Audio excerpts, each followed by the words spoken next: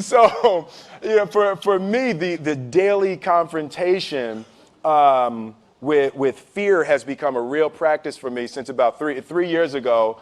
I went skydiving in Dubai, right? And skydiving is a really interesting confront with fear, right? So I gotta stand up. I'm sorry, I gotta stand up. All right. So all your friends, what happens? You go out.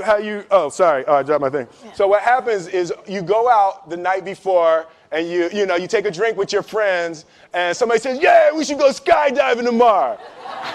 And you go, "Yeah, we'll go skydiving tomorrow." Yeah. And you go, "Yeah." And everybody goes, "Yeah." Right? And you go home you by yourself. You're like, Right? And you're like, well, I mean, they was drunk too.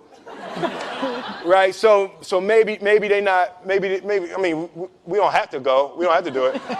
So then that night you're laying in your bed and you just keep,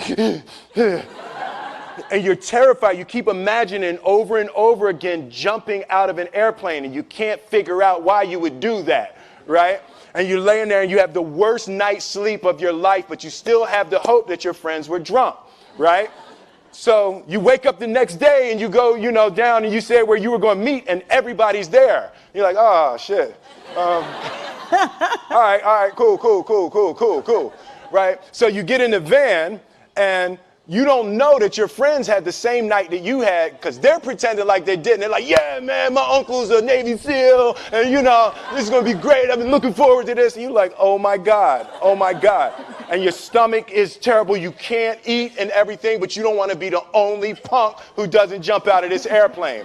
So you do a thing, and what you do is your first jump, you're attached to a guy who is going, he's going to walk you out. So you go and you get there and there's an airplane and nobody's stopping. Everybody's still going. So you get onto the airplane and you're sitting there and it's extra because you're sitting on some dude's lap, some stranger. You're sitting on his lap and it's like, you're trying to make small talk. Yeah, man. So you be jumping with people all the time, huh? So everything's normal. So you fly and you go up to 14,000 feet, and you notice there's a light. It's red and it's yellow and green, right? So right now the light's red. So then you start thinking at some point the light's going to go green, but you don't know what's going to happen, right? And you wait and it goes yellow and the light goes green and somebody opens the door, and in that moment you realize you've never been in a freaking airplane with the door open. Terror, right? So you go, and then, if you were smart, you sat in the back so you don't go first, right? And then people start going out of the airplane. And you go, and the guy walks you up to the end of the thing, and you're standing, and your toes are on the edge, and you're looking out down to death. And they say, on 3. And they say, 1, 2. And he pushes you on 2 because people grab on 3. Right? Right? And you go, and you fall out of the airplane. And in 1 second, you realize that it's the most blissful experience of your life. You're flying, right? It doesn't feel like falling, right? It's like you actually are kind of held a little bit by the wind, and then you start falling, and there's zero fear. You realize that the point of maximum danger is the point of minimum fear. It's bliss. It's bliss, and you're flying,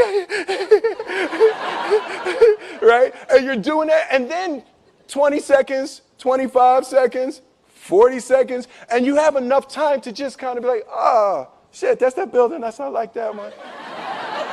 Oh, you can see the ocean. Right? You start doing all of that, and the lesson for me was, why were you scared in your bed the night before? What do you need that fear for? Just don't go. Why are you scared in your bed 16 hours before you jump? Why are you scared in the car? Why could you not enjoy breakfast? What did you need that? The fear is fear of what? You're nowhere even near the airplane. Everything up to the stepping out, there's actually no reason to be scared. It only just ruins your day. You don't have to jump. And then in that moment, all of a sudden, where you should be terrified is the most blissful experience of your life. And God placed the best things in life on the other side of terror. On the other side of your maximum fear are all of the best things in life.